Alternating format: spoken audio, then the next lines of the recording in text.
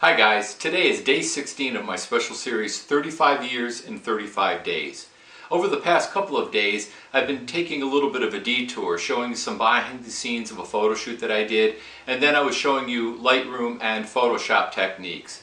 But I want to go back now into the beginnings of my career. Actually, it's around the mid-80s to late 80s, and what I want to distinguish today is the difference between buying a business and owning a business. See, anyone can buy a business. All you have to do is negotiate the terms and pay for it. But owning the business is when you take personal responsibility for the outcome. And what I mean by that is I had purchased an existing photography studio. It had an existing clientele, it had an existing brand, it had an existing way of doing things. And that way of doing things was fine. In fact, I'm going to show you a portrait of me that was taken by the owner that I purchased the business from.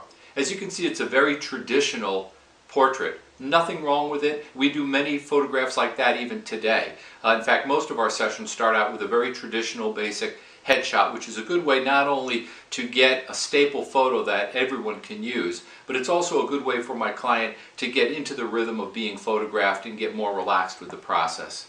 But I knew from the beginning, after doing 500 seniors for the first 4 or 5 years, that was 500 every year, and it was just 5 shots, click, click, click, click, click. I could not do this long term to just do a headshot. There was so much more that I wanted to express. There was so much more that I wanted to discover. And so that's when I started looking at other photographers' work and actually took on a mentor. Bob Stevenson was his name. And he did some consulting work with me for a while. And then I went to a seminar at his home in St. Thomas, the Virgin Islands. And what I discovered through that whole process was that the high volume photography business that I was doing wasn't going to satisfy me artistically. So how I decided in my own heart was, what's the truth for me? The truth for me is that I'm not interested in just taking pictures. I'm interested in doing portraits. I'm interested in portraying the individual, which goes far beyond what you look like. There's the story to your life. What interests do you have? What hobbies do you have? What do you love? What are you passionate about?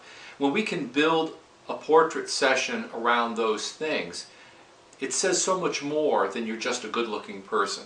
And that was the decision that I made, and it was really quite a decision from going to the left or going to the right. Was it going to be high volume, just get them in, get them out, click, click, click, click, click?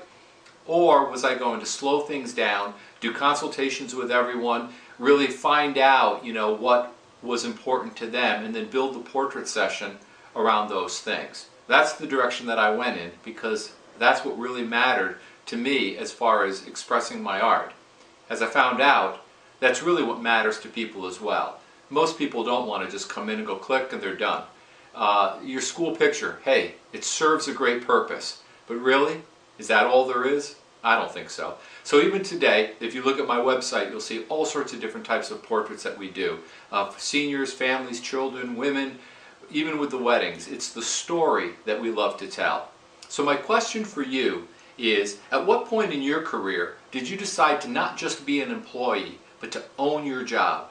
Or to not just be a business owner, but to really own and take responsibility for that business and put your stamp, put your signature on it? Go ahead and share it with me, and we'll be back with more on another day. Thanks.